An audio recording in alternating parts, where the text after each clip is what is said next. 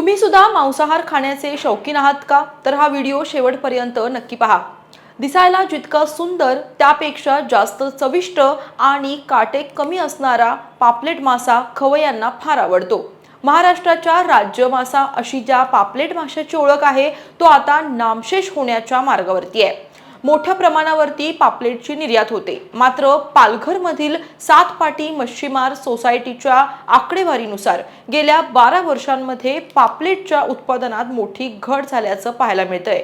100 ग्रॅमच्या आत असलेल्या पिल्लांचीच मोठ्या प्रमाणावरती मासेमारी होत असल्यानं अर्धा किलोहून अधिक वजनाच्या मोठ्या आकाराचा पापलेट सापडण्याच्या प्रमाणात 95% घट झाली आहे। उत्पादन निव्वळ 5% आलं असून स्थानिक पातळीवरती या माशाचं उत्पादन कमी झाल्यामुळे पापलेट माशाचं संवर्धन व्हावं या उद्देशानं त्याला राज्य माशाचा दर्जा देण्यात आला होता, मात्र उलटच झालंय। पापलेट प्रजातीच्या संवर्धनासाठी त्यांच्या पिल्लांची मासेमारी थांबवणं काळाची गरज बनली आहे। कमी होत चाललेला हा चविष्ट पापलेट मासा वाचवण्यासाठी सरकार नेमकी काय भूमिका घेतंय हे पाहणं महत्त्वाचं ठरणार आहे।